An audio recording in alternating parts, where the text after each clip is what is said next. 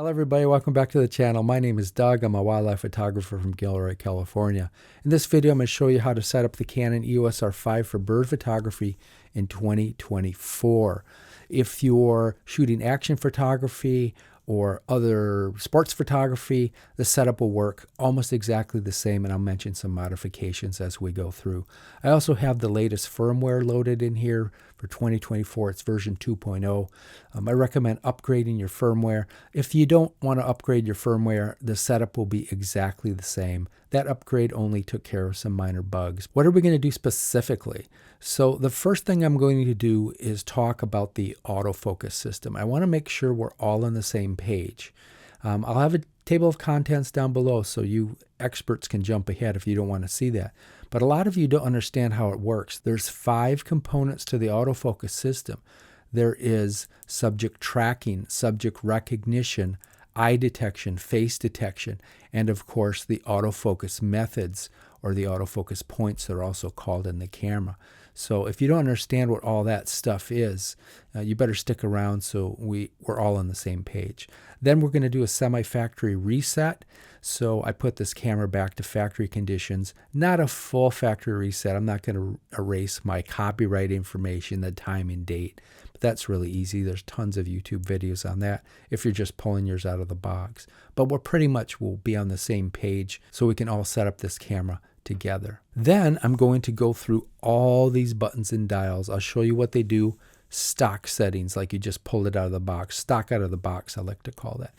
And then we'll go through all the modifications that you need to make on these buttons to make this work for bird photography. Same thing with the menu. We'll go into the menu system here. Canon's got a very deep menu system with submenus and sub-submenus. So I'll show you what settings need to be changed for bird photography. You cannot take this camera right out of the box and go out birding with it, especially birds in flight. You'll be very disappointed. It won't work. At flat won't work. You have to make some modifications, and I'll show you those modifications. We'll take a look at this thing. This is the quick control menu, only because there's one setting, the drive mode setting, that is not available anywhere else. And it's a very important setting. Usually shoot in high-speed continuous plus, which is the fastest mode this camera has. When you push down the button, if you're in mechanical, electronic first curtain, which are the modes I like to shoot in, you're shooting at 12 frames per second, which is pretty darn fast. But there's some other modes as well. If you drop down here, well, I don't want to explain everything now, but these modes are important, and we'll get into that. Last but not least, we're going to go through these 3 buttons right here. These are the famous or the infamous back buttons. This is how you set up back button autofocus or front button autofocus, and we'll get into that. I'll show you 3 different setups: triple back button autofocus, triple front button autofocus, and then I'll show you dual button autofocus, which is how I shoot, and I save this rectangle button so I can push it and modify my autoiso settings. Exposure compensation is what I put there. So with that said, off we go. All right, guys, in this section, we're going to talk about the Canon autofocus system. It's extremely important that we're all on the same page with this. There's 3 main parts, but you could say there's 5 parts to this autofocus system I want to quickly talk about. The very first one is in the Q menu, and it's called the autofocus method. There's actually 8 autofocus methods, and really they're nothing more than sights of a BB gun. Think of them like that. We all know that to shoot a BB gun, there's the sight right there of our BB gun. To shoot our BB gun, we put the sight on the target, hold it there, and pull the trigger to take the shot. So in this case, the trigger is the shutter button. Okay, but that's the sight. In fact, that's the smallest sight. The difference between the autofocus methods and the sights of a BB gun is that there's 12 of them. Watch, I can toggle through them. There's the smallest one. There's a little bit bigger sight. There's a bigger sight, a bigger sight. There's a bigger sight, a bigger one. And this one, the entire frame of the camera is the sight. It's a gigantic sight for birds in flight. Okay, now that will depend on what type of camera you have. Most cameras can handle this whole screen autofocus method. Some cameras can't. like immediately what comes to mind are the fairly popular RF 800 millimeter prime f11. You get a little tiny autofocus box, even with, well, not tiny, but you don't get the full screen autofocus. I won't get into that. We're not going to review that. But same with the 600 millimeter prime. But most lenses, especially the expensive ones, when you put that last autofocus box on, which is the huge one, the full frame is the autofocus. I'm half pressing to engage the autofocus. That's the only way to see it, but I could see it better if I turn all this off. No, I guess that comes on by default. Okay, so that's all it is. And you use different size autofocus box for different situations. If I have a little bird in the bush and there's a lot of sticks around, like I want to shoot Gumby real quick, see how it's not locking on Gumby with the entire screen is the autofocus box? We need to change autofocus boxes. I need a little autofocus box to get Gumby. Same if there's a little bird in the bush. All right, now I got them, and now I half press the shutter to start up the autofocus system. We should know how it all starts up. It starts up by half pressing the autofocus system. Or you could push the autofocus on button. That also starts it up. Okay, I have mine turned off right now. I just went birding with this, and we'll do a semi-factory reset in a minute to fix that. But yeah, so then you push the shutter button to take the picture. You want to review the picture, you hit the playhead button, and there we can see Gumby. We can also see the little red autofocus box where it actually hit. And I got Gumby, so I know when I blow that up, Gumby's going to be nice and sharp. See how that works? That's it. That's the autofocus boxes. And the most confusing thing is the name of them. Again, they're called autofocus methods in this camera. In other cameras, they're called autofocus areas. Then they call them autofocus points in the menu, which you should never call them autofocus points, because autofocus points are actually all over this screen. You can't even see them, but they're the magical little dots that actually capture the image of a bird, of a race car, of a human. And they're programmable, so we can have them look for those types of things. So you shouldn't really call them autofocus points. All right, so that's the story. I'm going to call them autofocus boxes from here on out. So next, let's just jump into the menu and take a quick look at the autofocus system. So next we have the autofocus, and there they are again, autofocus method. Oops. And there they are again, autofocus method. There they are, another place. So now we know two places to find these autofocus methods. But the next one to talk about is subject detection. So this is part of the reason you pay so much money for these cameras, is because computer scientists have spent thousands and thousands of hours developing the autofocus points to look for specific things. And if we go into this, we can see what those things are. We can have it look for people, to look for an eye, a human eye with an eyebrow over it. We can have it look for animals that don't have an eyebrow over it. Many of them don't. Animals are birds, cats, and dogs. So when we go out birding, we always want to have animal selected. And then vehicles, if you're into race cars, you can have it look for no eye. It looks for the helmet, and it looks for the features of a racing car. So if you want to turn it off, I don't know why you would ever want to do that, but you can turn it off. And if you do that, it doesn't work very well, right? So we always want animal on. If you happen to leave people on and go out birding, they'll still work okay. But if you have vehicle on and you go out birding, it will work terrible. I've done all of those things by mistake, right? So animal is what you want on. But that's called subject detection, also known as subject recognition. So we have autofocus boxes, sights of the BB gun, and now we have subject detection or subject recognition, which will actually look for the bird. Great. There's another thing that's kind of built in, and you can't control it on this camera, and that's called subject tracking. That really only comes into play on the bigger autofocus boxes. So if I toggle to a bigger autofocus box like this one, and I half press the shutter to look for the owl, and if the owl is moving, see how it stays locked on? Where those little blue dots are, the picture is going to be very sharp when I take that picture. And we can check that out. You can even see where they hit because I have that feature. I'll show you how to turn that on. But if we blow that up, you can see the owl is really crystal clear there. Okay, so that's subject tracking. It really comes into play, though, when you're shooting little fast-moving birds in flight like swallows, where you have to use the entire screen as the autofocus box. And see, now it's got the bird's eye because I have eye detection on. We'll talk about that more in a minute. But see, if I half press, the blue box locks right on its eye. If I don't have eye detection on, it'll lock on the bird's face. But the point is here, it is tracking. And that is really good if you're tracking a bird in flight, because you have to keep the bird in this frame, but you don't have to keep it perfectly.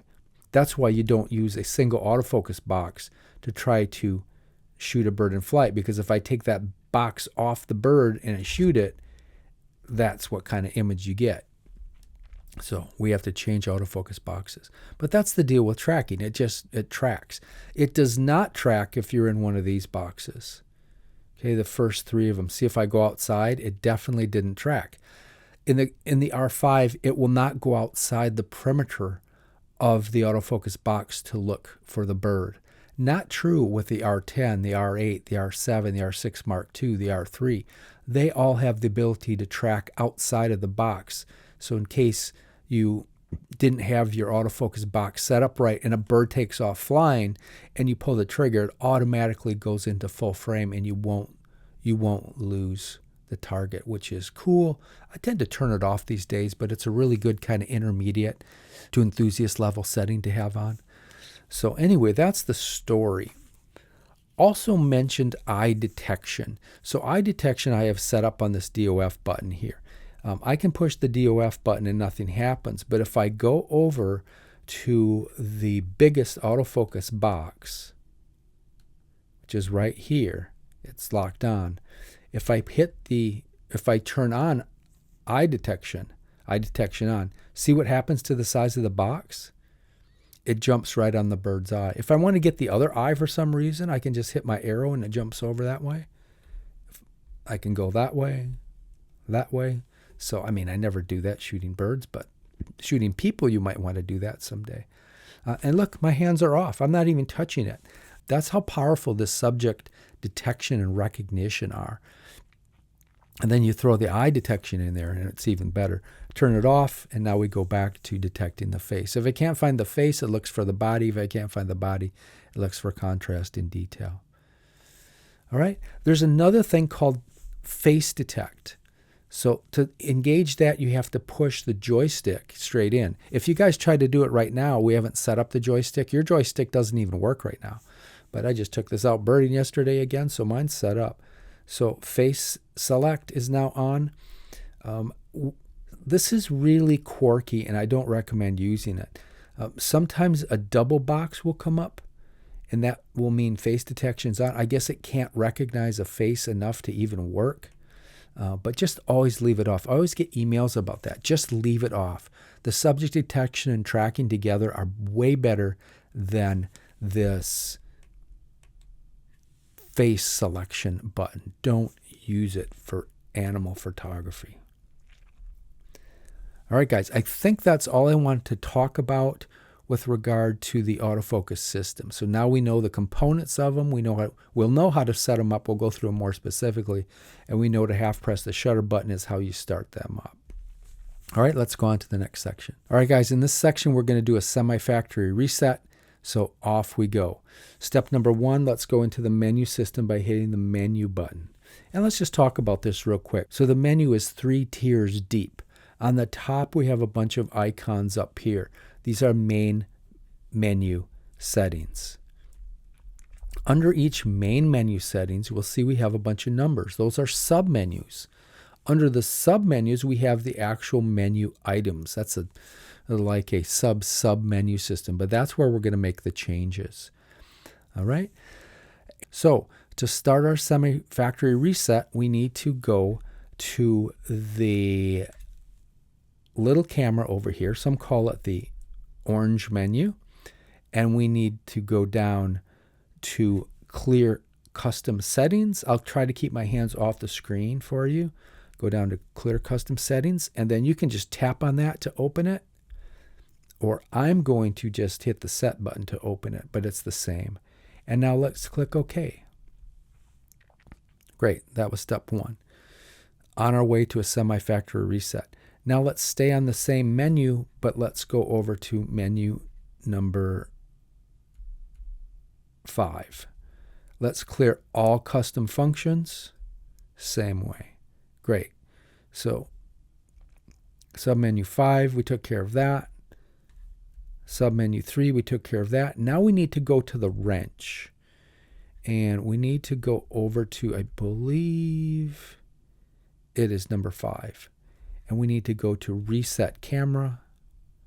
Okay, go into that menu, hit set again to go into basic settings. Yes, let's clear them all. Okay. Great, everything is reset, but we're not ready yet. Let's go back into the Canon menu. Let's go back to the wrench. Let's go back to number 5. Go into reset, and let's go to other settings. So clear the root out. Great. Communications, I'm not going to reset those. Oh, yes, I will, because I am going to show you one setting there. Shooting display information, we can wipe all this out. It's fine. I don't have anything set up, no custom modes. I'm not going to clear my copyright, though, but if you want to, that's where you go. Custom functions, yep, let's reset the custom functions. Custom controls, yep. My menu, yep.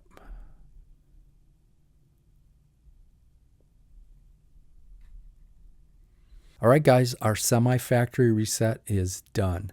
Let's go to the next section where we'll talk about buttons and dials.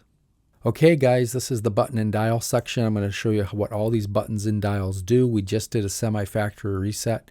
So first order of business is, so this doesn't keep power offing on me, I'm going to go turn all that stuff off. And I highly recommend you do that as well. So if we go to the wrench and we go over to number 2 and we go down to power savings, turn all this stuff off. And some of you might be going, oh, my battery's going to die. Get extra batteries. I promise you, if you're good enough to take birds in flight, you're going to miss birds in flight because this thing is in a sleep mode. It comes on, takes 1001, 1002 to wake up, and the bird will be gone. So turn all this off. You can't turn off the display. All I can do is 30 minutes on that. In the newer mirrorless cameras, you can turn it off completely. Auto power off. Don't want this powering off. Viewfinder, definitely don't want that off. Great. All right, the next thing to do is to get it in manual mode. So hit the mode button up here. It's quick control dial number 2. There's a mode button in there. And see, if you just pulled yours out of the box, you're in P for program. No good. You always, always, always want to be in manual. Even if you're just learning, you have to learn in manual. I'm a strong believer in that. There's other options which are crutches, in my opinion. There's this shutter priority mode. There's the aperture priority mode. Crutches. I don't care. People are going to get upset with me. Learn how to shoot in full manual. If you want to play with those later, that's fine, but shoot in manual. All right, the next thing I have to do, now that we have this in full manual mode, you can see that my exposure is all messed up. So I want to turn off auto ISO, because I want to control the ISO here. And let's drop this to F4, wide open.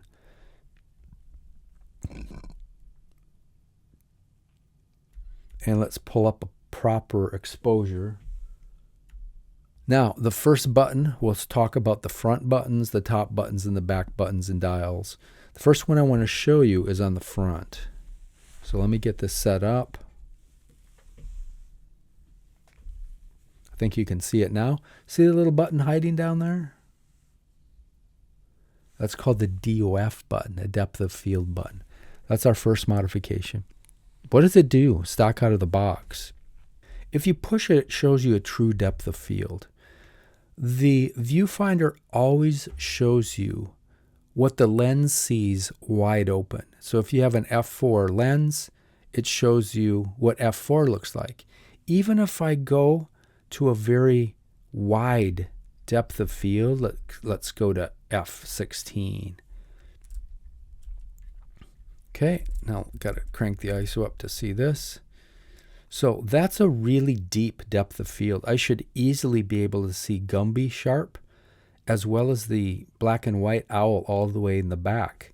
And we can see the black and white owl looks blurred out. So this is what f4 looks like, even though I'm not in f4. If I want to see the true depth of field, all I have to do is push that button and see now everything is sharp. That's what the depth of field button does. Never ever use that in a million years. Maybe a photographer, people photographer would, or landscape photographer would, but it's just a quirk in this camera. In some of the newer mirrorless cameras, there's a button you can push that always will show you the correct depth of field, but not in this camera. All right, let me put my settings back the way they were. I like wide open. That was blown out, by the way. That's underexposed, by the way. That should be just about right. Let me check that. So depth of field's our first modification. Now we're going to be doing this path over and over and over. So we're going to modify buttons or dials. We go to menu. Then we're going to scroll over to the little camera or the orange menu. Then we're going to go to submenu number 3.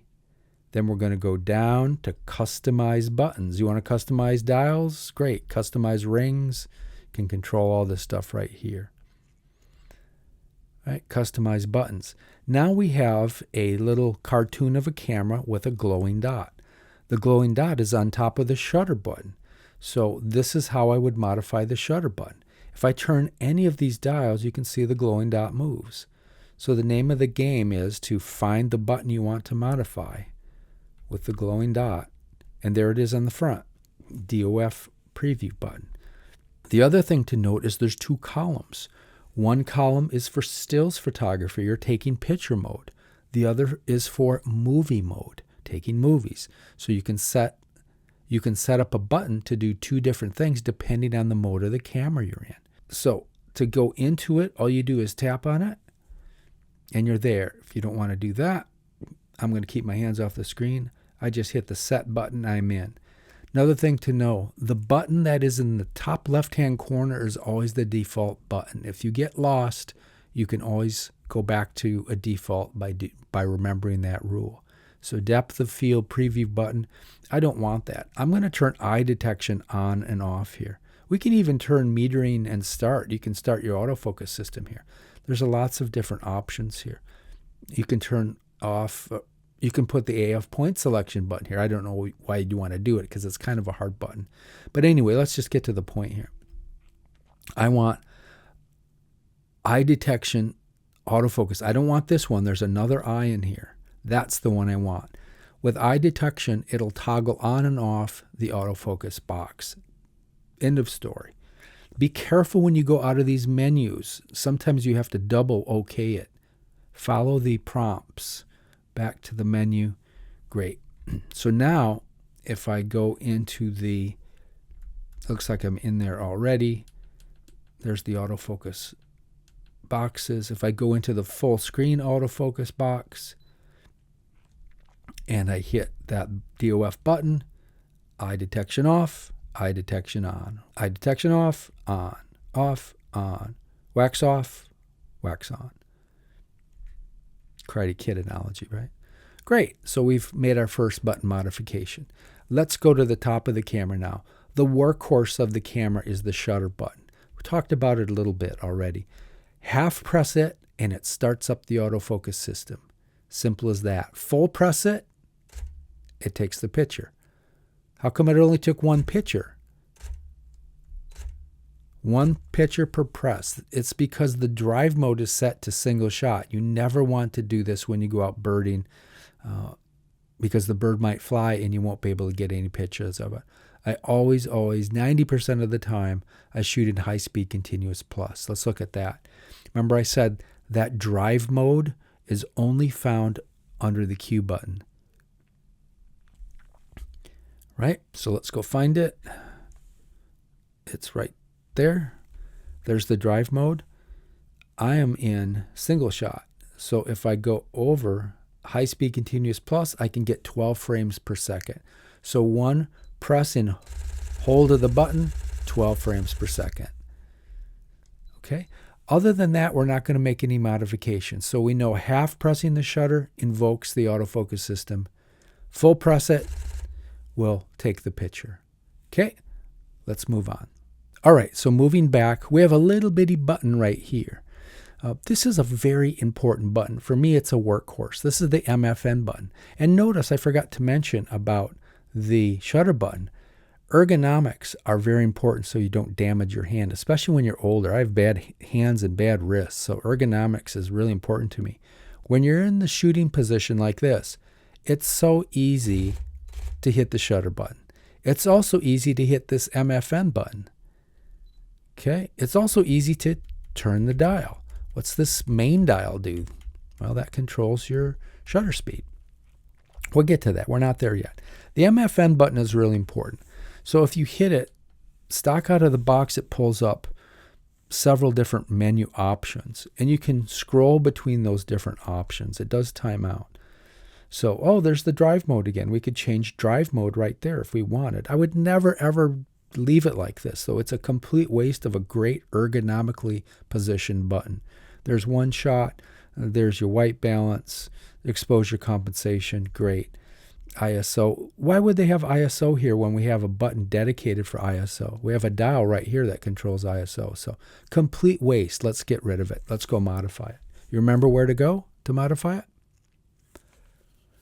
Great. Go into the menu, little camera or the orange menu, number 3, customize buttons. Let's go find it.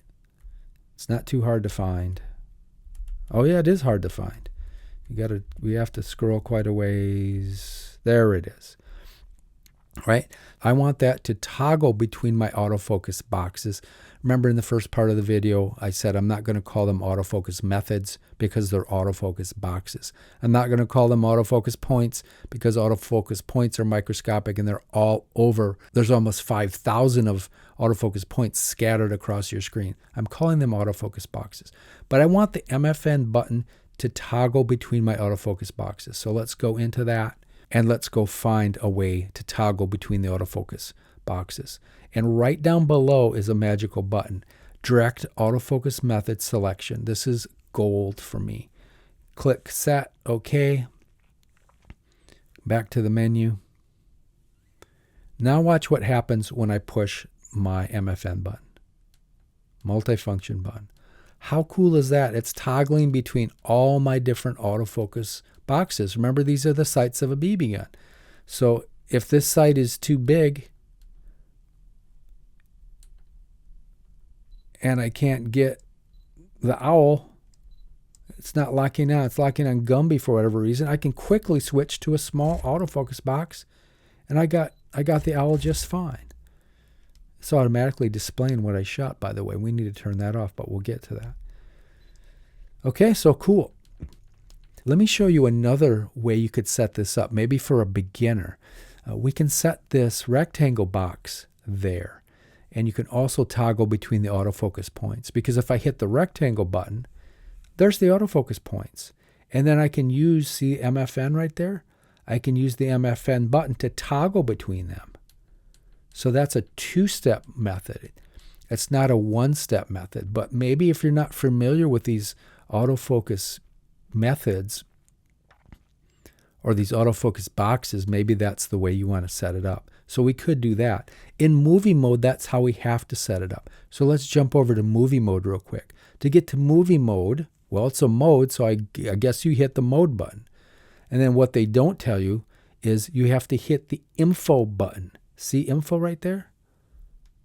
Info button will switch modes. And then you have to select which movie mode you want. We want always manual. Okay, so now I'm in movie mode. If I hit the MFN button here, there's that silly menu again. That doesn't do anything for us. So let's go fix that. And I didn't have to go all the way over here to movie mode to do it. I could have fixed it right there, but where I was. But let's go find it. There's the MFN button. So if we want to change the movie mode MFN button, we just go there.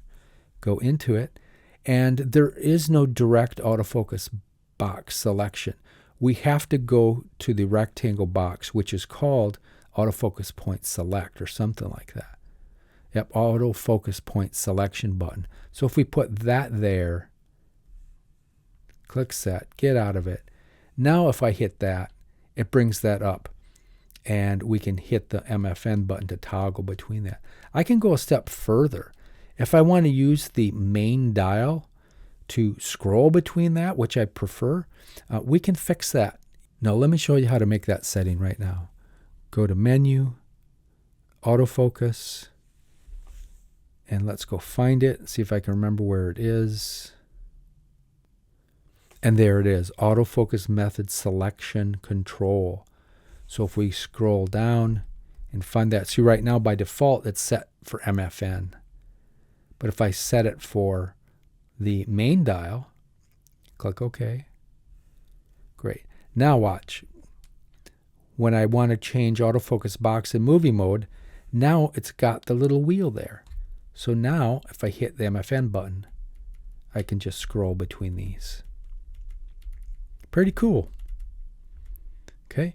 Not as cool as the direct autofocus, but as I said, if you're not familiar with the autofocus areas, you might want to go that route. All right, let's go back to stills mode. How do you do that? Mode, so you hit the mode button, hit the info, and now we're in stills mode. Hit manual. Great.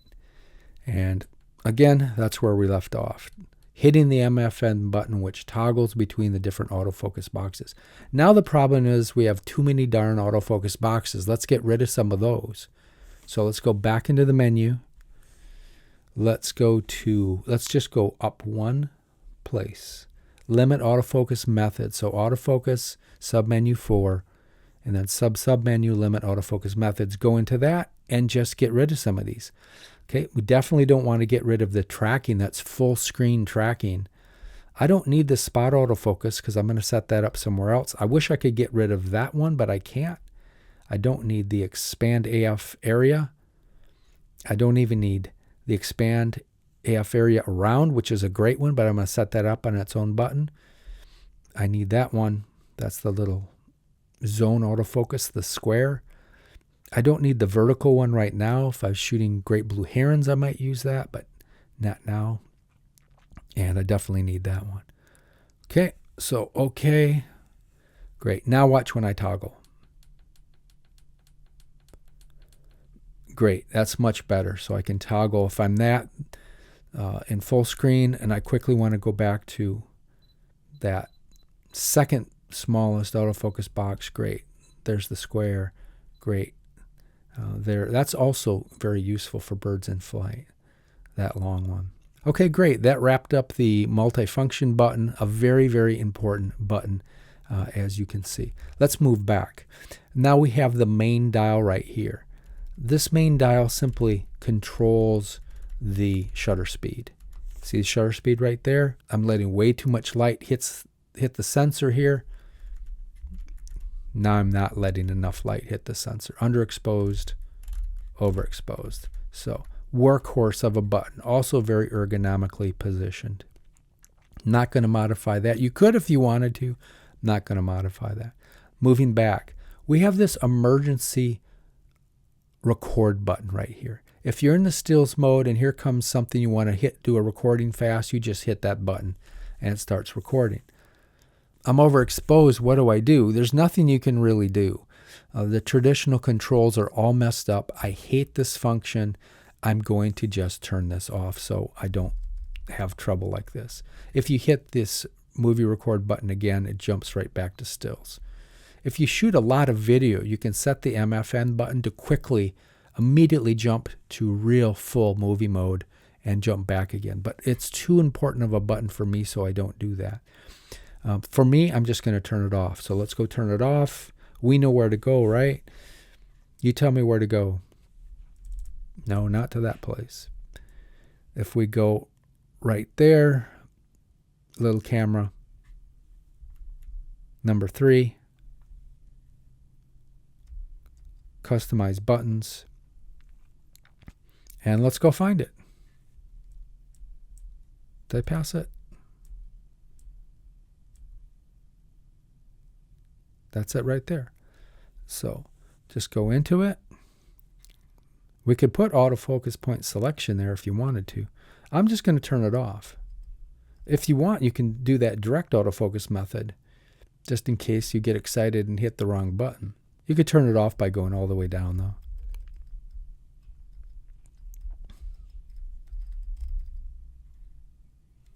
You can turn it off. All right, great. Now when I hit it, nothing happens. All right, great. So that's the end of the movie on-off button. Let's move back. We have a little lock button here, so the controls will be locked. See, so it protects, like if you loan somebody your camera, or I don't know why you'd want to use that. You can turn it off in here, but it's really not an ergonomically positioned area, so it's pretty hard to accidentally hit, so I don't worry about it. There's a little illumination button right here that illuminates the top screen, so if you're in the dark, you can see what the heck you're doing. I don't use that very often, but that's what that does. You could even modify that, I believe, but very difficult to hit that button, so really not a practical button to modify. Workhorse of a button right here. So this is quick control dial number 2. Just call it the top dial. This one, by default, changes the ISO. You can see the ISO setting right here. Great. I like to think of ISO as a man-made light source. The higher the number, the more light appears, the lighter your image gets. But this is man-made or camera-made. It's not natural light. But it's a workhorse. I use this all the time to help complete the exposure triangle. By tradition, the main dial, the top dial, and the back dial are all left the same, because that's the exposure triangle. The back dial will jump ahead. The back dial is your aperture or your f number. So it's great when there's 3 dials, so you can directly control the exposure triangle. Unlike the R7, where there is no back dial. And this is called quick control dial number 1. The top is quick control dial number 2. But there's no quick control dial number 1, so it's difficult to set your aperture. I have to do it by hitting the screen here. Okay, but that's what quick control dial number 2 does. There's a mode button in the center. We've already talked about that. If we want to go into movies again, you just hit the movie button and go into manual. Now I'm in manual movie mode. See, all the controls are hanging out right here.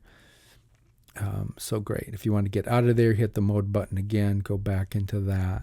You can hit the info button right there too as well. And now we're back into stills.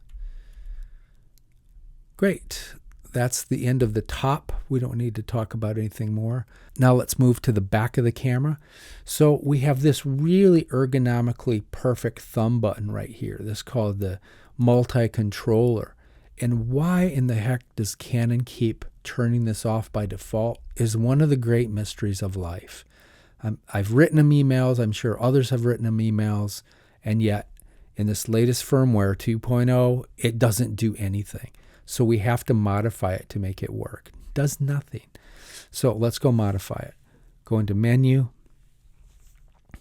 Go into Little Camera. Customize Buttons. And let's go find it. There it is right there.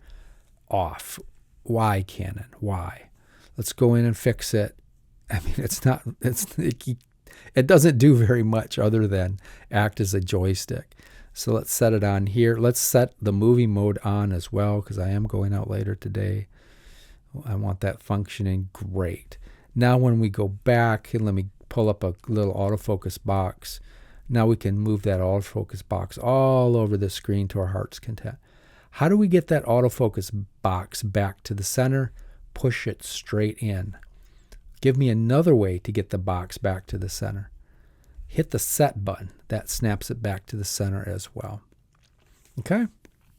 So you might think that's like silly, but you should remember that, because if you have this information on, we haven't talked about the info button, but if you have all that information and this button gets knocked way over here, and you're like, where is my autofocus box? And you start toggling, I can't find my small autofocus box.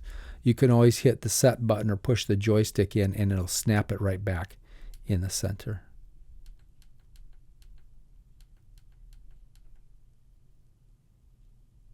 Where is this? Oh, there it is. See, it's hiding again. I got confused myself. It got hit up there, but I hit the set button and it snapped it back. Yeah, you'll struggle with that. It'll accidentally get knocked off, and just remember to push the joystick straight in. If you can't find it, it'll come back. All right, great. So we got that. The AF on button, we're going to save these 3 buttons for their own section, because these are the back buttons or the front buttons. They're very, very important, especially this autofocus on. So let's save those and come back to those a little bit. We have a magnification button right here. Very, very handy. You don't need binoculars with this.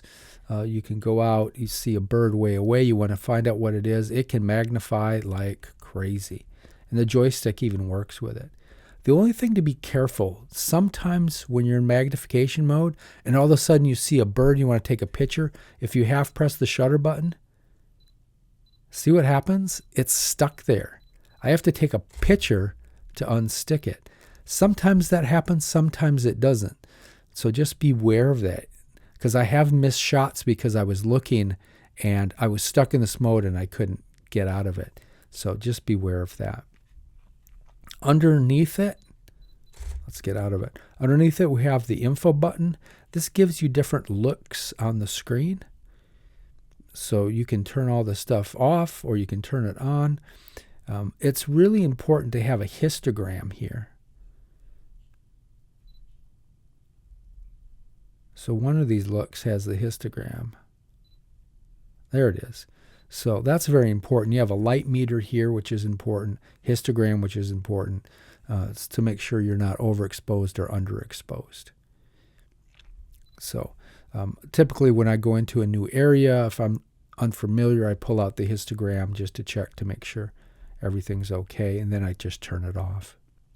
Okay. All right, let's look at this quick control menu. So we have a double column of icons here that we can scroll through. The top one is important because that's another spot we can find our autofocus boxes. But most of these I never use, like one shot. I don't use that one. There's your file settings right there. This one I use all the time, so I just leave it set here, drive mode. In the other cameras, you can get rid of all this junk, but in this camera, you can't. In the others, the R7, the R8, the R6 Mark II, the R3, you can get rid of that junk that you don't need, but you can't here. We have a drive mode here. We have a metering mode here. I always have it set in just standard evaluative mode. Some people like to use spot metering, and it gives you, see the little circle right there? Let me toggle out of that. It gives you a kind of a dead center, so you know where dead center is. We don't worry about metering at all because we're using full manual, so it's not important to us. So it doesn't really matter how you set this up, but I just get that out of there. It's just annoying for me. Okay. Then we have just a kind of a get out of here type thing, kind of a leave the screen. We have a flicker.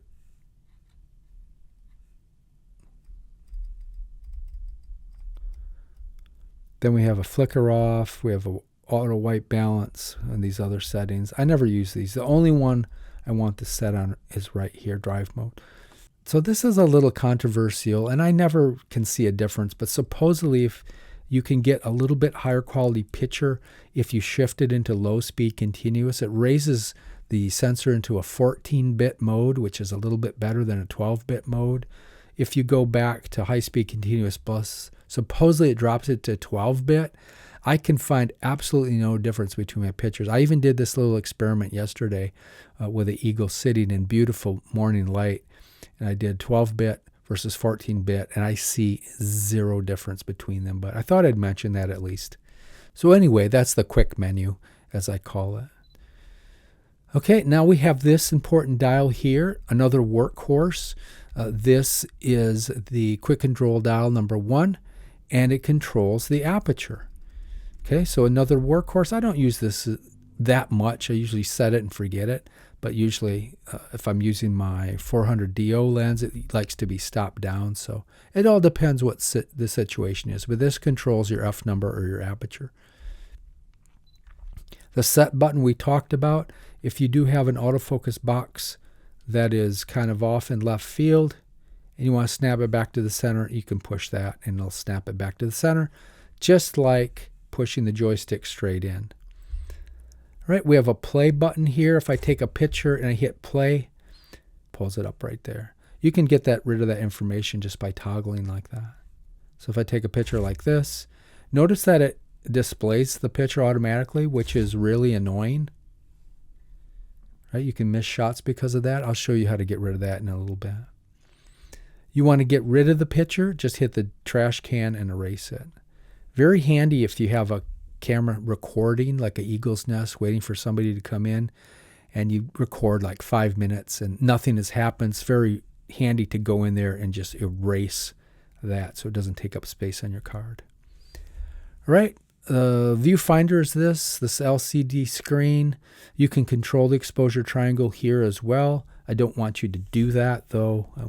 I mean, it's kind of a cheating way to do it, but you can control the exposure triangle just hitting things there. You can also turn on the Q button there as well.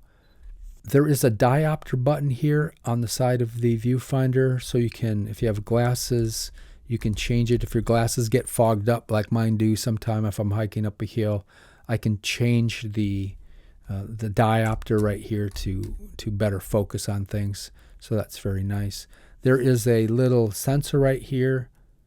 When my eye goes here, it automatically turns off the screen, which saves battery power. But because of that, you can't ever turn off this screen. I have to have this screen on. I can dim it.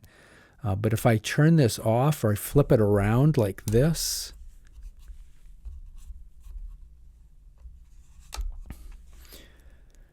then the viewfinder goes to sleep, and there's no way to fix that. So you can put a little piece of tape over this to always keep that viewfinder on, but the viewfinder it'll go off, and when you put your eye in it, it takes like 1001 to pop on, so you can miss birds like that. So that's another annoyance that wasn't fixed in this software. So you have to leave this back screen on, and you can make it less bright if you want, but that's it. We have a rate button over here. If I take a picture and I like the picture, I can rate it right here by, I don't know if you can still see it. I can rate it to how many stars I want. And when you transfer this over to Lightroom, or if you just leave it in the camera, it will remember. It will remember the star rating. Okay, there's also the menu button. Of course, I don't need to say anything more about that. And then last but not least, we have a power on-off switch over here. You can power the camera down, cleans the sensor by default, which is great. Power it up, you can see, comes on pretty fast. Running low on batteries, you can just leave it off. All right, guys, that'll do it for this section. Now let's get into the menu and show you those modifications. All right, guys, in this section, I'm going to show you how the menu system works. We'll go over how things do stock out of the box, and then I'll continue my modifications. Here we go. Let's open it up. And let's start right at the beginning. Remember, we talked about there's the main icons at the top, main menu settings. Underneath each main menu, you have a submenu made of numbers. Underneath each submenu, you have the actual menu items. So let's start by going to big camera, number 1, image quality. So image quality is image quality. It's how big the file is on the card as well. Stock out of the box, let's go in and see what it's set to. It's set to a very high quality JPEG. This camera shoots really, really nice JPEGs. It's not as nice as the raw images though. A JPEG, of course, has a lot of information baked into it that you will have trouble manipulating it in Lightroom or some other program. If you want a little tiny JPEG, you can go way down to here, and it doesn't take up much room on your card. You can just immediately upload it to social media if you want. So that JPEG is pretty darn big. It's 45 megabits. You can't even send that by email, so just beware of that. For me, turn it off. Always turn on RAW. If you're using a CF Express card of any kind, you're not going to hit the buffer very often. In fact, this is an old Angelbird at 1785 megabits per second. I very rarely hit the buffer, but I did hit it. I have an even faster card now. I'll flash it up on the screen. I don't hit the buffer at all. I just love it. But if you have trouble hitting the buffer, or you just have SD cards, then you want to shoot CRAW so you don't hit that buffer. Okay, it's understood you understand the difference between RAW and CRAW, right? Dual pixel RAW, don't worry about it. Crop. Some people like to crop in the camera, so you can go in here and we can do a 1.6 crop. And if we go look, it's cropped in. If I turn it off, let's go back to it and turn that off. I can actually do it in the quick control menu. I believe the crop is in here as well, right there. So let's put it back to full, and you can see the difference. There's the different crops you can use. There's a 1-to-1 crop. So a little square block. Some social media like to use that one. I always shoot full. I crop at the end, but that's the story with cropping. It's not, make sure you understand that that is not like putting this into a crop sensor mode. It's not completely different animals. A crop like this is just like cutting the edges off. Crop sensor mode actually increases the magnification of the lens without harming the aperture. Like the R7, that's what people like the R7. It's got a 1.6 crop factor, but that doesn't mean that you're losing pixels. Here, if you crop, you're losing pixels. But with a crop sensor camera, you are not losing pixels at all. All right, great. Let's go to the next one. Number 2, exposure compensation. That's used in conjunction with autoiso. I'm going to actually stick that over here, but I said I'm saving these 3 buttons, so we'll come back to that. ISO speed settings we don't have to worry about. HDR PQ settings, leave it off. In fact, there's nothing. Anti-flicker. So anti-flicker shooting is important to turn on if you're shooting basketball. So turn it on. If the basketball gym has those fluorescent lights that blink, somehow this camera will magically take pictures between the blinks. It senses those quick blinks, so it's very cool. But it does slow down your shutter speed, so beware of that. For bird photography, we don't want to slow down the shutter speed, so disable it. Okay, number 3, white balance. The auto white balance is stock out of the box. That works really well, but I prefer to have my white balance the same no matter what time of day it is, and I can make those adjustments in Lightroom. So I always set mine to Kelvin, and most people like theirs around 5200. I like mine a little cooler, kind of cloudy dayish look at 4700, and that's just the way I like to shoot. But you can do whatever you want there. Color space. So you want sRGB is a little bit more narrow color gamut, a little less colors on the paint board, or what do you call that thing, a palette. So I want full colors, go to Adobe RGB. Even though in Lightroom I usually export as a little bit less color gamut, but that's a great one. That'll make your pictures full of color as much as possible.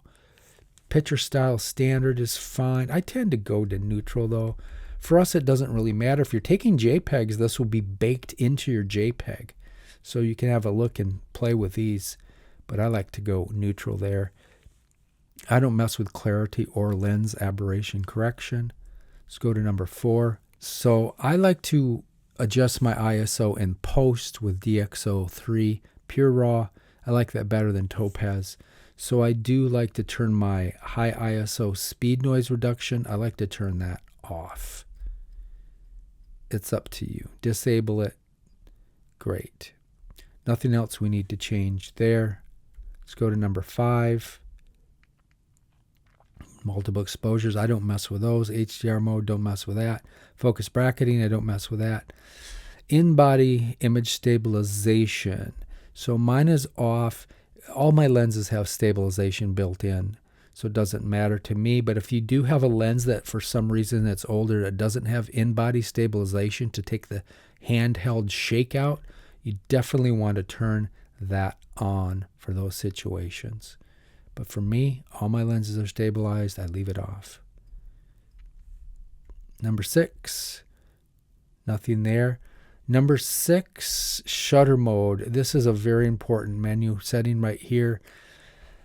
You have a choice to shoot between 3 different shutter modes. You have mechanical, which uses a front and a back curtain.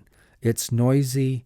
If you're shooting in low light, you might have shutter shock, which makes the images less clear. I never use mechanical. In fact, the rumors are in the EOS R5 Mark II, it will be gone. So it's kind of going way of the dinosaur.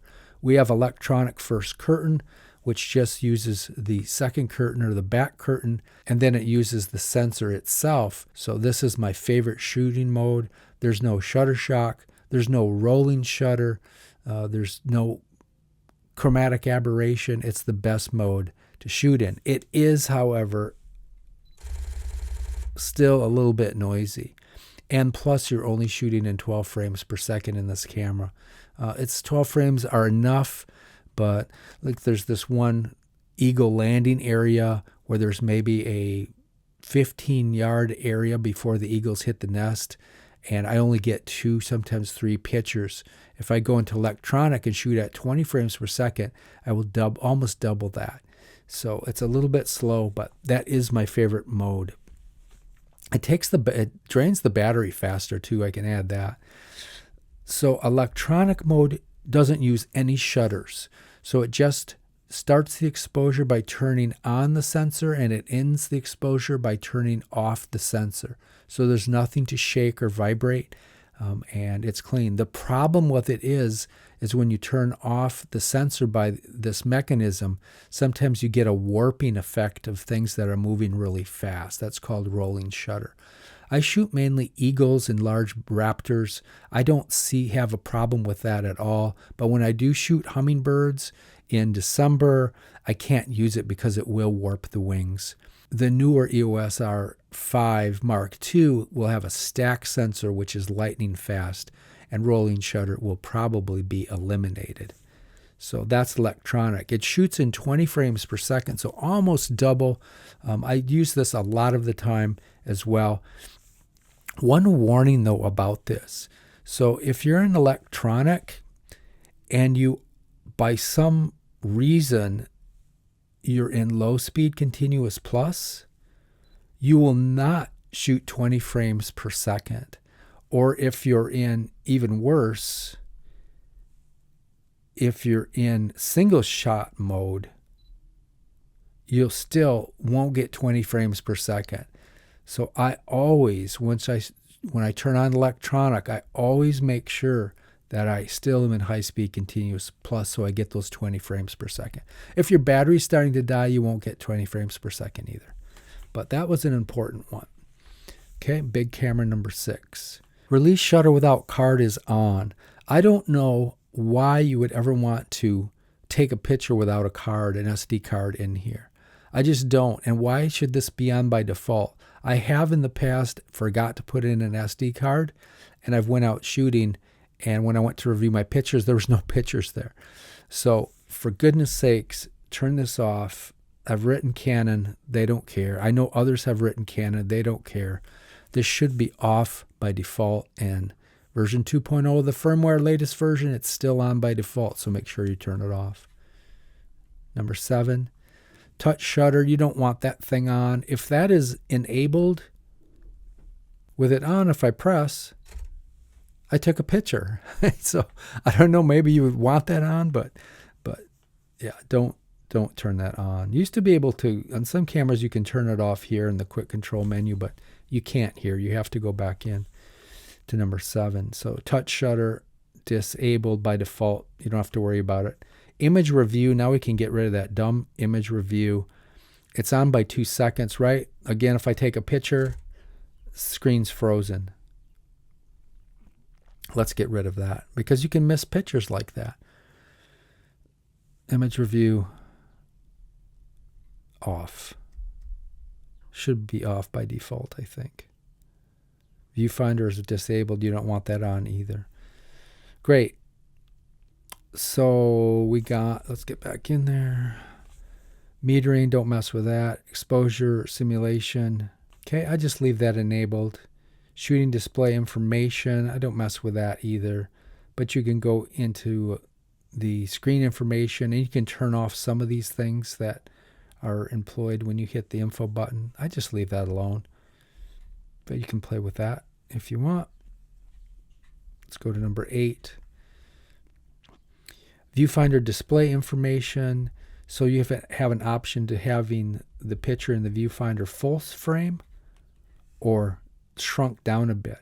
When I look in the viewfinder, just a tiny bit of the edge is cut off, but this is too much, so I leave it full frame like that. Some people like it a little bit smaller so they can see everything, but I just leave it stock out of the box. This is an important one here. If you're taking notes, display performance needs to be set to smooth. So you have a bird in flight going. If it's not set to smooth, the bird will be stuttery, kind of choppy, like an old Charlie Chaplin 1930 film. Maybe not quite that bad, but you want to smooth that out. So that was an important setting. Okay, now this is going to be super important, autofocus. So remember back in the beginning of the video I said if you take this camera stock out of the box, it won't work for bird photography, especially for birds in flight. This is one big reason. You're in one-shot autofocus. So in one-shot autofocus, when I half press the shutter button to engage it, if I don't take the picture, half press and hold, I can recompose, take the picture over here, and it won't lock on the background. The bird will still be sharp. So that's the beauty of one-shot autofocus if you want to recompose in the frame. Okay, but that's, the birds move and they fly and you just never ever want that. Well, there are times when I use it, but it's very rare. So you want it set to servo. In servo mode, when you half press and hold, it just doesn't lock the settings where you were. If I recompose and the bird moves deeper into the plane of the pager, it comes at you, it'll refocus, refocus, refocus. It's constantly refocusing, and that's what you want. Okay, so make sure that is another really important. Servo has to be on. Autofocus method, those are the autofocus boxes we talked about. So we've already talked about those. Subject to detect, we've talked a little about that already.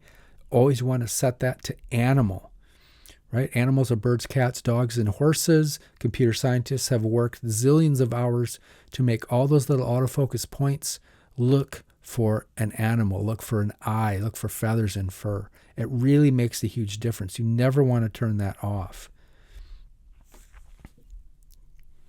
Okay, eye detection is, why is eye detection disabled?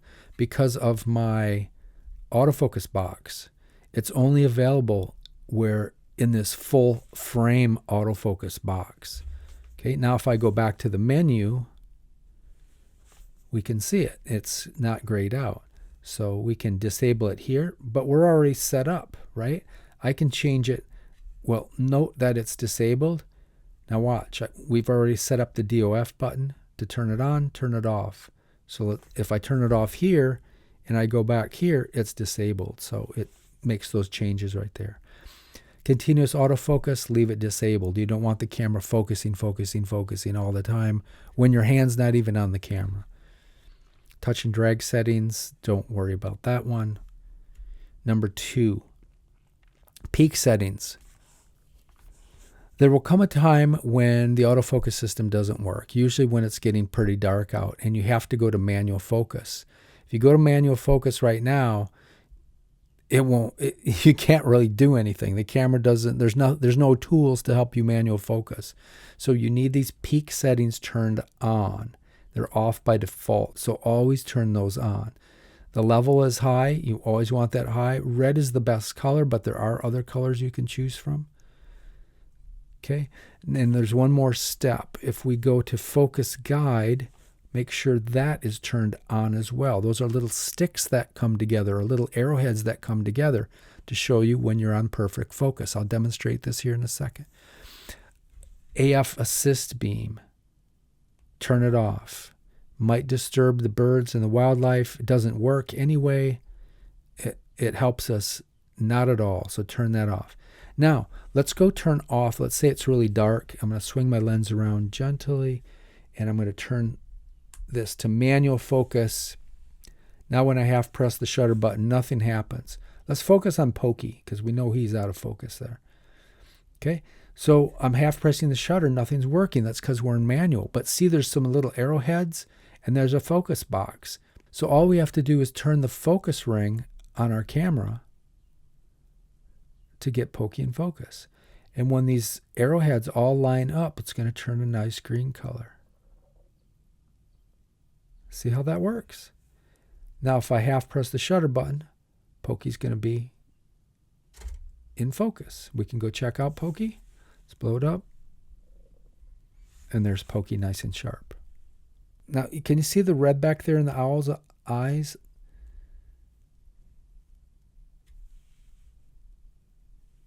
Watch what happens. If I'm out of focus, watch the owl in the front. Watch what happens to his eyes. See the red? They're starting to show up red. Redder, redder, redder. See the red now? So, but the red is, I mean, it's important. The RP that I'm shooting overhead with, it has no little sticks, no arrowheads, so I just have to rely on the red, and I really miss those little sticks. But so perfectly in focus there. Okay, so let's switch it back to autofocus. All right, great. Let's go back in there. Talked about that. Number 3, cases. Let's talk about these cases. So there are 5 different cases we can scroll through. 1, 2, 3, 4 are auto. To make a long story short, leave yours in auto. I don't leave mine in auto when I'm shooting eagles. And I have used these. I'm a little more experienced with these. But auto works almost as good. But let's explain these. Let's go back to case number 1. So these cases are all built with 2 settings. And each case is just a different modification of those 2 settings. We have tracking sensitivity. That is stickiness. When you autofocus on a bird and it takes off flying, how sticky do you want the focus to stay on that bird? Pretty sticky, right? If the bird flies behind a tree, you don't want it to grab the tree when the bird disappears for a moment. You want it to remember where the bird was and try to calculate where it will be, and therefore stay stuck to the bird even though it passes behind a tree. That's stickiness. Confusingly, let's go in and look at stickiness. You can hit that, and there are stickiness settings. Confusingly, moving things negatively gives you more stickiness. So that's more sticky. That's maximum stickiness. If you don't want things sticky, then if you want to lock on that tree, then make it less sticky by moving it to the right. It makes it more responsive. It makes it more jumpy, in other words. Acceleration, deacceleration. That is how fast the autofocus will lock onto a subject. It's quickness of focus. And if we go in and look at these settings, it's the same kind of thing. If you move to the right, you're going to jump on the target quicker. Like if you're Rudy Winston used the analogy of a downhill skier, and you're a photographer down and you're focusing on a hay bale, and the skier's going to come blindly around a corner and all of a sudden appear in front of you, and you have a split second to jump focus on that skier. Then you'd want to turn this thing all the way up to 2+, which is very, very jumpy. If the skier passes behind a tree, it's probably going to stick on the tree. It's super jumpy that way. But that's like an extreme example of it. If you don't want it to jump quickly on something, then you put it all the way to -2. So we have stickiness, tracking sensitivity is stickiness, and acceleration, deacceleration is jumpability, how fast to gain autofocus. So all of these 4 settings is just a different combination of these 2 variables. So case number 1 is neutral. it's really nothing. They shouldn't even have this there because it does nothing. So you can forget it. Actually, quick story. Yesterday I was out birding, and that little 15-yard gap when I had these eaglets, they kept flying in there, and I had to jump on them really quick. My camera wasn't jumping. It was taking 3 frames before things got in focus. So I only had 2, maybe 3 frames of birds in focus and 3 frames out of focus. I'm like, what's going on? And I looked at my settings, and I had accidentally left it in case number 1. So it wasn't jumping. I'll show you how I make mine jumpy here in a second. If we go to case number 2, we can see the settings have changed. Acceleration, deceleration, or the jumpability is still the same, but we've made it a little bit more sticky.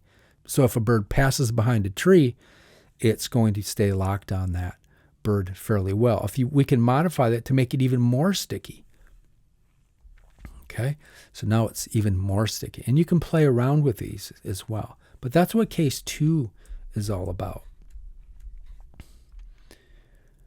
Right? Case number 3. So this is a very jumpy type setting. The downhill skier coming around a corner, you need to go off the hay bale on to the downhill skier quickly. This is how this is set up. So we can see sensitivity has been set to +1, so it's not very sticky. But the acceleration, deceleration, the jumpability has been set up +1. So this will instantly focus on subjects when they enter your viewfinder. Right? And number 4, last but not least, this is almost the same as 3. It's super fast. It jumps on the image super fast, but it's a little less sticky. So here's what I do when I'm shooting these eagles, because these eagles are flying in and out of trees. I need to jump on them really fast. This has worked really well for me. So I take the stickiness and I drop it down to here. And I take the acceleration, deceleration, and I jump it all the way up to there. So that works pretty darn good. In this same little 15-yard stretch, I usually have 1 image out of focus, and the next image, shooting 20 frames per second, is in focus. So I can definitely see a difference between these things. So that's how I usually shoot this camera. All right. But anyway, after all that talking, play around with it. Start off with it in auto. Auto works just fine. Great. Let's keep moving here. And let me remember to keep this because I am going birding. Let me remember to keep that setting there. Click OK. And now we can move to the next one. Number 4. So lens electronic manual focus, we don't have to mess with that. One-shot autofocus release, we don't have to mess with that. Switching track subjects, I like to set, this is another stickiness setting. I like to set mine a little sticky because most of the time I like it to stay on the bird and not jump on a tree or something. So I do set that over there. Lens drive when autofocus is impossible. Always leave that on by default. If you go in here and you look for help, it recommends turning this off for super telephoto lens. Don't do it. You won't focus as well. Always leave that on. That's all I'll say about that. We've been to limit autofocus methods. That's where you can turn them on, turn them off, and do whatever you want there. We've talked about autofocus method selection.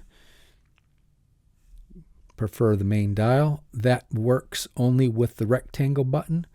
So if I hit the rectangle button, it brings up our autofocus boxes. Now the main dial will toggle between those rather than the MFN button, which I've already assigned to something else anyway. Okay, don't worry about orientation length point.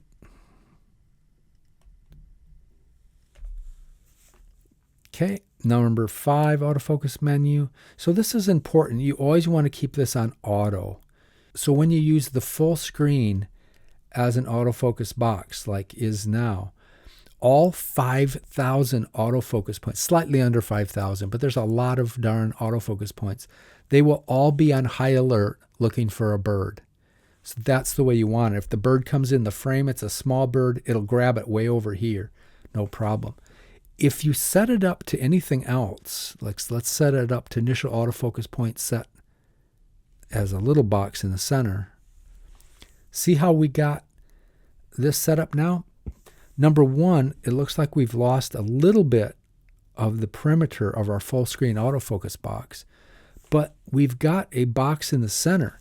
If the bird comes into the frame, see how it's not grabbing the bird over here? I mean, what's the point of this? All right, so it kind of defeats the purpose. I get what they're doing. They've changed this in the newer cameras now. But if you lock on the bird here and then the bird flies away, it'll keep tracking it, which is great. But the point is, sometimes the bird will be in the frame here and you need to grab it quickly and it won't track it. So I don't like that at all, so I leave that thing off.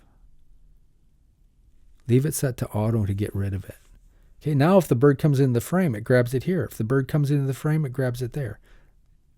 And to me, it looks like the autofocus box is actually bigger. I don't know, maybe it's just an optical illusion, but great. Okay, nothing else we need to worry about there. Sensitivity, autofocus points.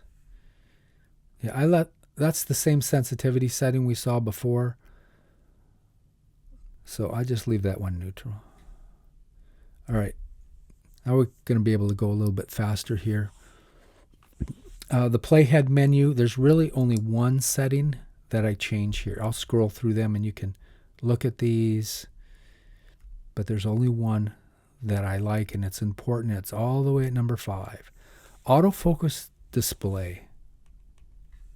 If I hit that, it's disabled by default. If I always turn that on. Now if I take a picture, let's grab a small autofocus box here. I shoot Gumby. I want to make sure that I actually locked onto Gumby. So if I hit the play button, see the little red box? That's exactly where the autofocus focused on. So I know I got Gumby. If I want to get pokey, or let's get that back owl way back there. Lock on, take a picture. Was it in focus? It doesn't look like it's in focus here because the DOF button is not engaged. It looks like it's out of focus, but let's go see. Sure enough, see the red box? That's exactly where I hit. And if I blow that up, the box disappears when you blow it up. But yeah, we got the owl nice and sharp there. So that's a good setting too. All right, nothing else we need to talk about here. Let's go to the next main menu. This is connectivity. I do like to do one setting here only. I'll show you. And that's put it in airplane mode. That's going to save battery power because it turns off all the Wi-Fi, the Bluetooth, all that stuff is turned off. So that will save you time. That's the only setting we need to worry about there. I'll show you the other one. You can look and see. The wrench. Not too much to do here, but this is an important one. I've screwed this up before too. The very first under submenu number 1, record function and card. Let's go into that menu. So this is controlling which one of the two cards is going to be the primary card. It's also going to tell you when one card runs out or fills up, do you want it to automatically switch to the other, which you do. Or well, I do. So maybe you don't, but I do. So let's go look at some of these settings. So right now I don't have a CF Express card B in there. It's sitting right here. So you can see the number 2. That's the SD card slot. But if I go out and I stick my super fast CF Express card in here, it won't use it by default. Right? Let's look at camera mode. If I go into this, see the priority button right there? That is gold. You have to hit that priority 1. The CF Express card slot is slot number 1. And if you don't have that checked, it'll default to card number 2. So make sure you check that. It's a really important setting. Even though it still says it's 2 here, that's because I don't have one in. Oh, heck, I can stick one in here. Got one right here. Now let's see what happens.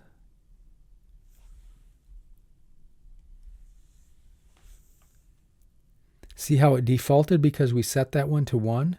But if I wouldn't have made that adjustment and I went to shoot movies thinking I was on the CF Express card, it wouldn't be, it'd be on the SD card.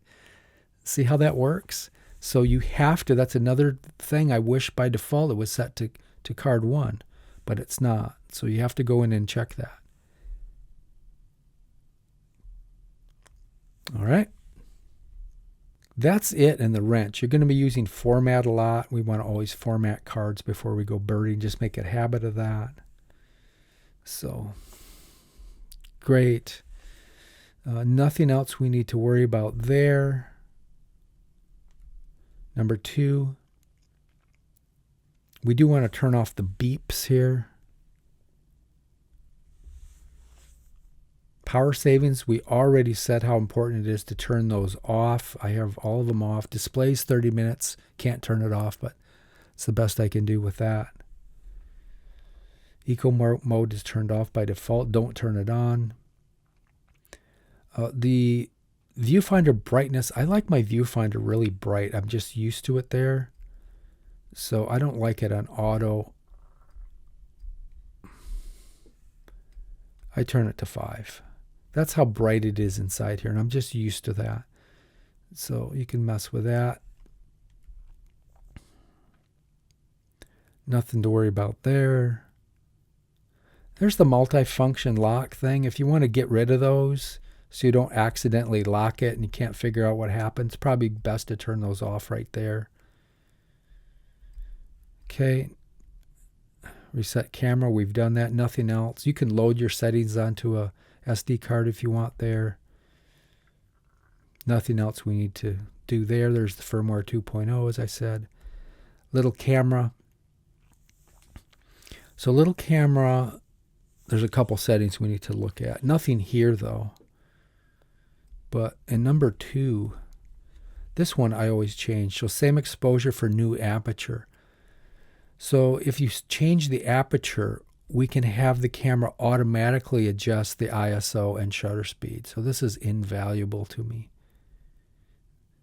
Right? If I put a new teleconverter on, it automatically adjusts new ISO and new shutter speed as well. So that saves me a lot of time. That's the only one that I change right here.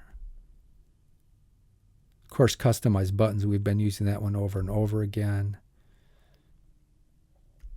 Great. Let's talk about the favorites menu. I usually don't use it because I'm so familiar with these cameras, but let's set at least one thing up in here. So if you want to set, let's say the shutter mode up in here.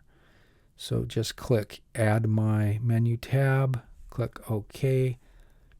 Then you have to click Configure, click again, select Items to register.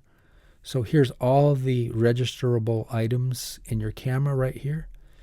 And so if you forget, you set this up and you don't, maybe you go birding once a month, you probably are going to want to set at the very least the shutter mode up over here. It'd be nice to be able to set the drive mode, which you can in the other cameras, but you can't here. We can set the shutter mode. Okay, now it's registered. So if I go back to the star menu, there it is. And because I'm going birding, let's put that in electronic first curtain. All right, guys, let's get to these 3 back buttons now, and I'll show you how to set those up and show you what they do stock out of the box. All right, guys, let's talk about these 3 back buttons or front buttons or whatever you want to call them. This is where all the magic happens. This is where triple back button autofocus comes from. This is where triple front button autofocus comes from. I use just a dual front button autofocus because I never use all 3 of these buttons. I set this up for exposure compensation, as I'll show you. But I'll show you how to set all 3 of those up. Let's start with the traditional triple front button autofocus, where you're using the half press of the shutter button to start the autofocus system up, and then you full press it to take the picture. This is what I shoot with. I get tired of hitting this little skinny AF on button with my IP, my interphalangeal joint here, because when I'm in my shooting position, this is how my hand is. I can't bend it that far. I have to hit it like that, and sometimes I miss it. I just don't enjoy back button autofocus. Like many professional wildlife photographers, don't use it. In fact, there's not a single one in my circle that uses it. It's all on YouTube who uses it. But anyway, I'll still show you how to set up triple back button autofocus. But let's go with triple front button autofocus first. So the first modification is you don't have to do anything. To start the autofocus system, you half press the shutter button.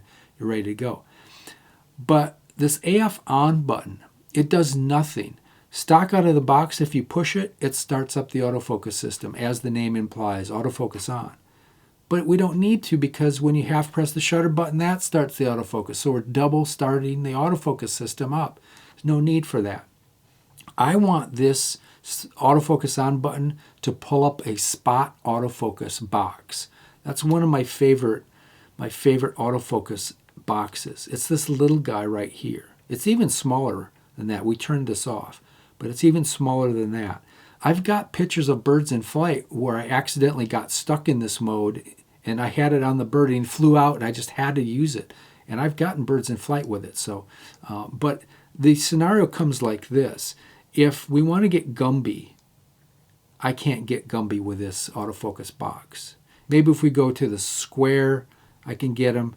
But we're not. We're stuck here. And if it's a little bird in the bush, you know, they sit still for like 2 seconds and they're gone. So I quickly need to call up my smallest autofocus box, which is spot autofocus box.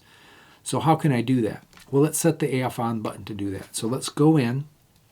Let's find it. You know where to go. Let's go find it, and let's go into it and see.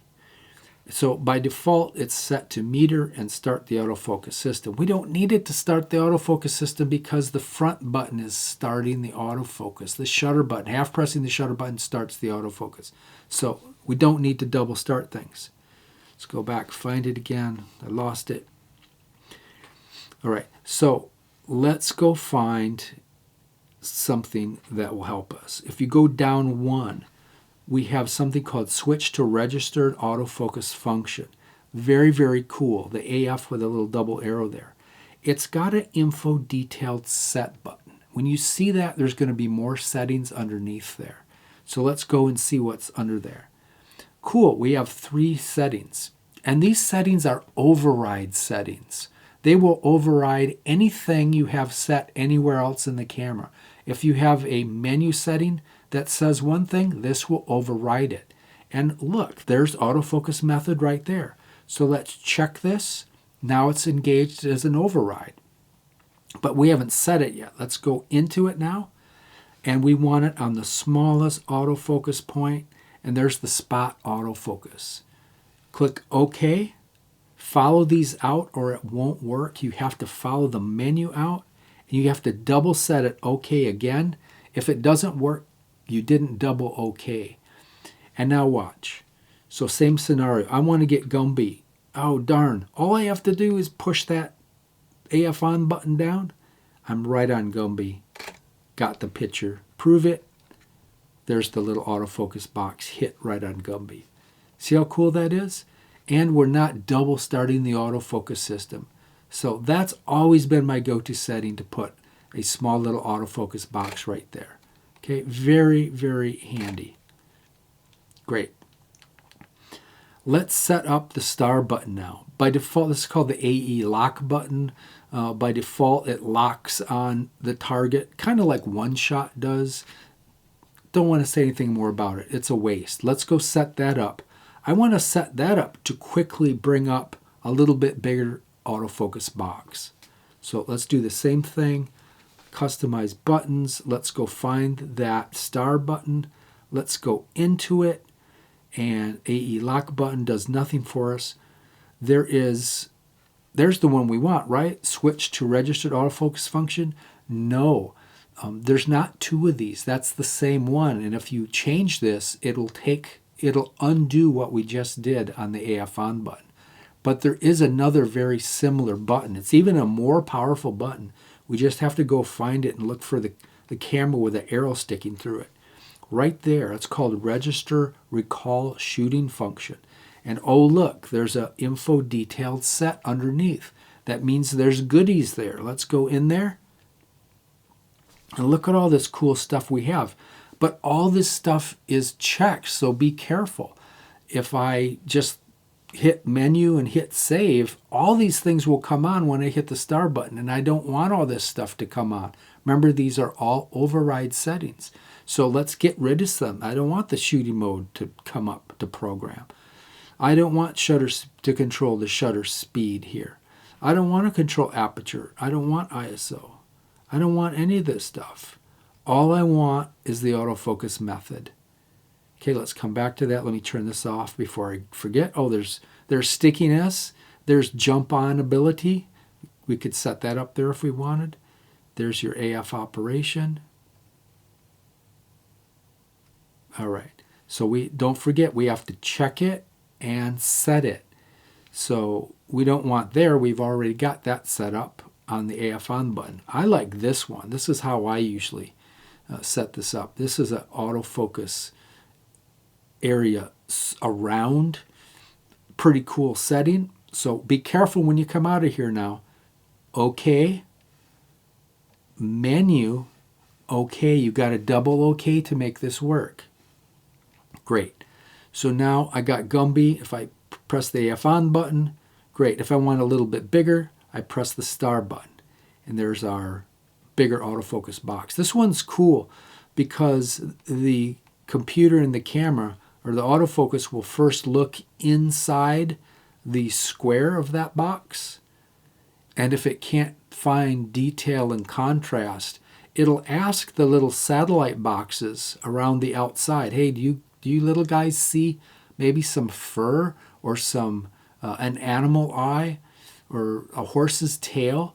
And if they say yes, then that little box will start the autofocus on the little box. So it's a pretty cool autofocus method.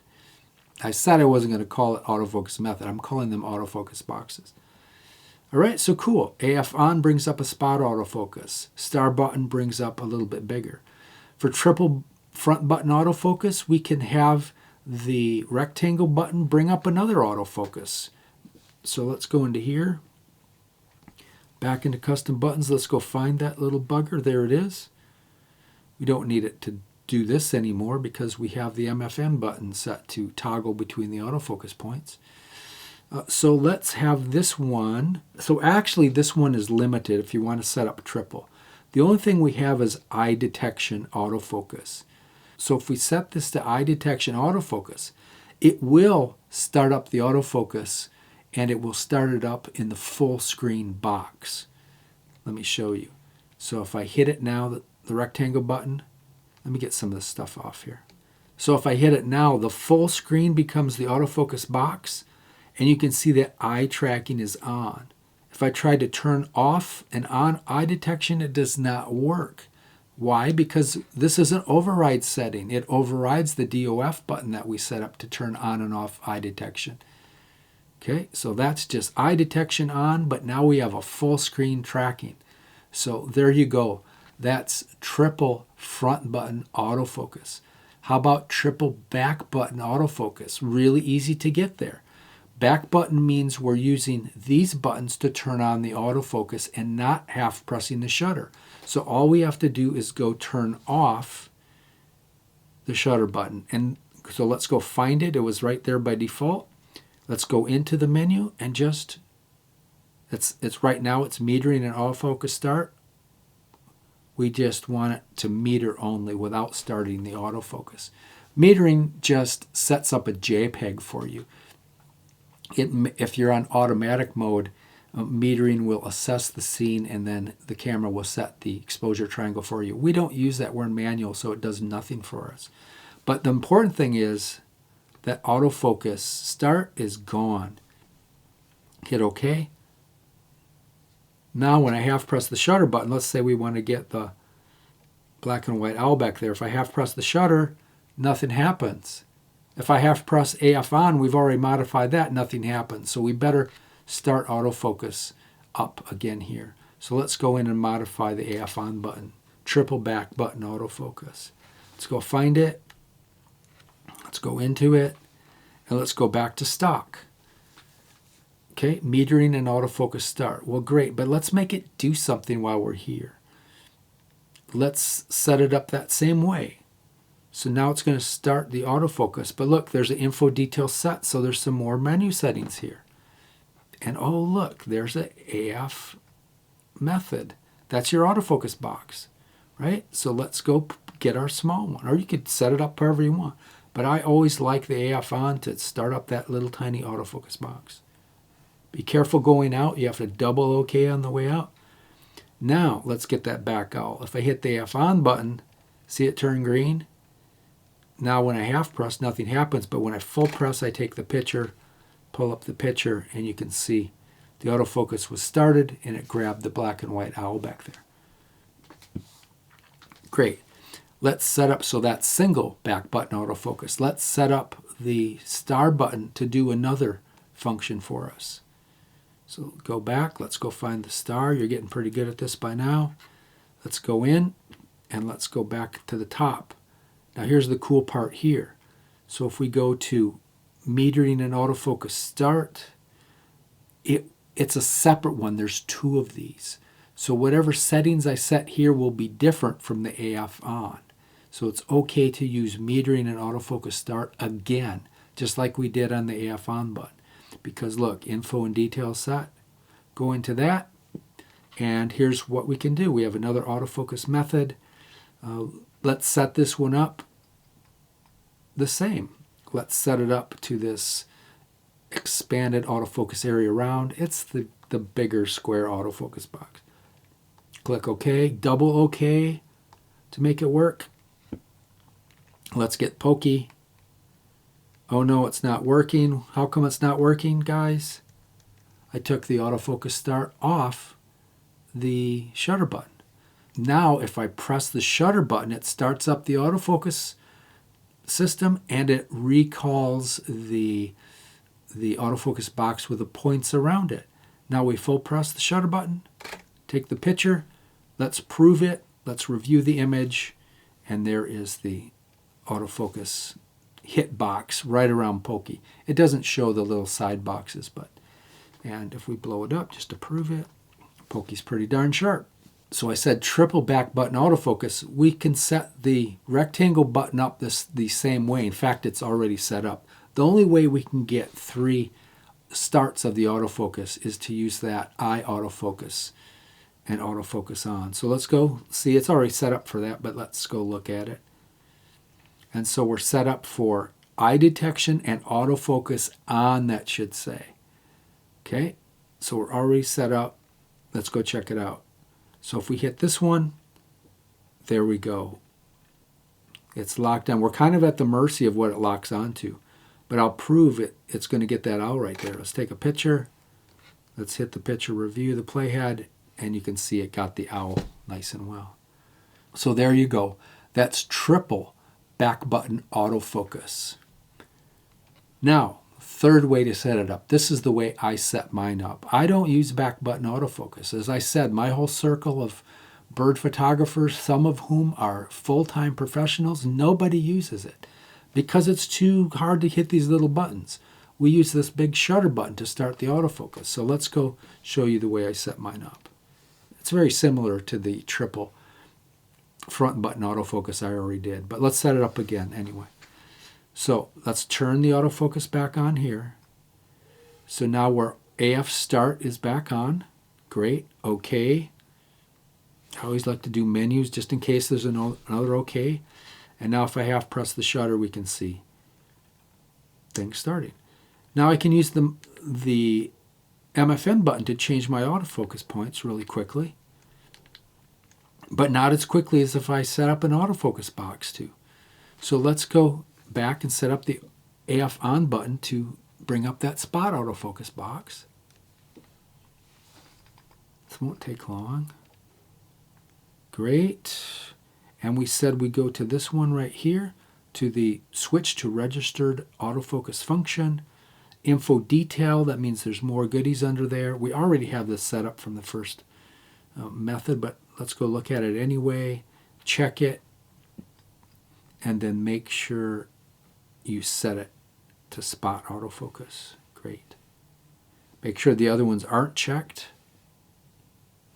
because if they're checked, they will override the other settings in the camera. Great. So now I got front button autofocus. Let's say we're trying to get Gumby and it's not working. I just hit my AF on button, got Gumby. Then I set my star button up, really exactly the same way I did in the first part, triple front button autofocus. I'll do it again though. Let's go find it. There it is. Let's go into it and let's go down and find. There it is right there. Great. Register recall shooting function. It's already set up from last time. Go into info detail set. And let's go find method. Autofocus method. We already set it, but I'll show you again. That's the one I like. Maybe you don't like it. Maybe you want the square autofocus zone. And then the tracking works better in that one. But that's not how I'm going out birdie. I need to set this up. Great. Out. This is the double OK one, is it? No. Great. So now I can start autofocus like this. Great. Got Gumby. Got Pokey. There's Pokey. Great. So mine's almost like front triple button autofocus, but I never use 3 buttons. 2 is plenty. I barely use the star button. For me, it's always the shutter button, the MFN button, and the AF on button for emergencies. But I have been using autoiso more and more lately. These eagles that I follow, they're in a dark pine tree, and so they fly out into the bright sunlight. It's really, really difficult to change your ISO on the fly to lower your ISO. So I've found that the auto ISO does a better job. It's certainly not perfect. If low light conditions are around, it just doesn't work. I never use it unless I absolutely have to, and I only use it in that scenario I just mentioned. A bird is sitting in a dark tree and I know he's going to fly out of there. So let's show you how to set that up. So that's pretty easy. You just go, let's hit the info button to get some menus up here.